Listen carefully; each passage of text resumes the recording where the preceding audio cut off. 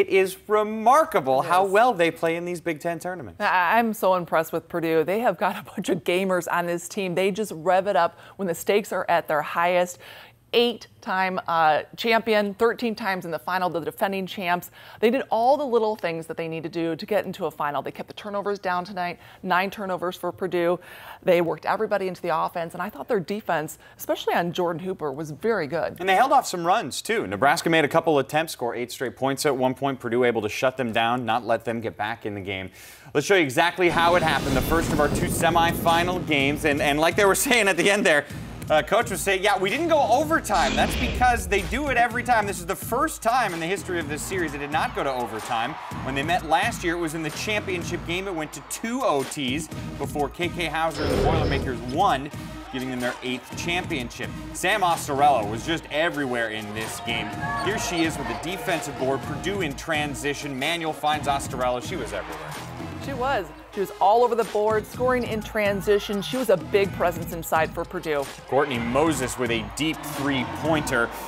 Moses, 16 points. The Purdue guards just stellar. Here's another one. Hauser from the wing. Caps an 8-0 run. The Boilers lead by 9. Jordan Hooper was not willing to go away quietly, though.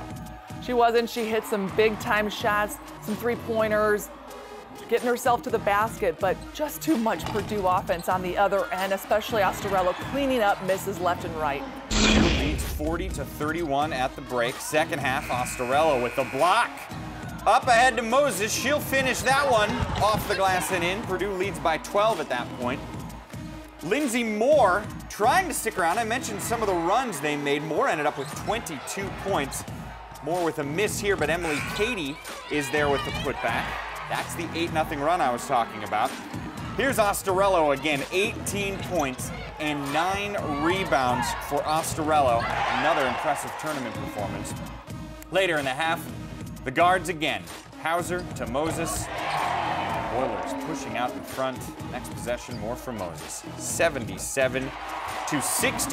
The 3-seeded Purdue Boilermakers move on to the championship game yet again. That will be tomorrow, 4 Eastern, 3 Central Time. They will take on the winner of Penn State and Michigan State, which is coming up next. But Sam Ostarello had such an impressive performance. She's standing by now with our Lisa Byington. Lisa? Mike, thank you very much. Well, Sam Ostarello, we talked in the pregame about this was the first time this season that you're going to have to play back-to-back games with that bum shoulder and the rotator cuff injury. Well, just tell me how it felt here today. It felt pretty good. The only time it kind of bugged me was on 1 rebound, and Emily just, accidentally pulled it back, but popped right back in, and it's fine.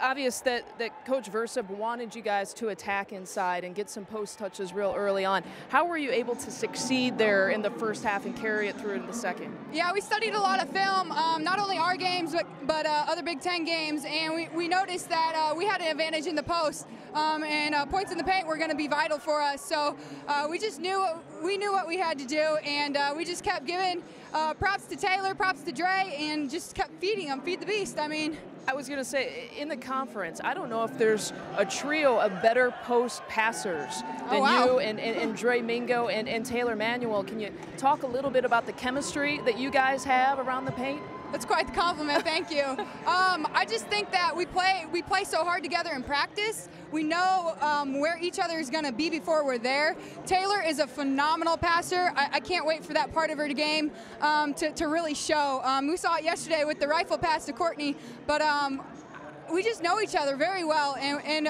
it stems from our team chemistry.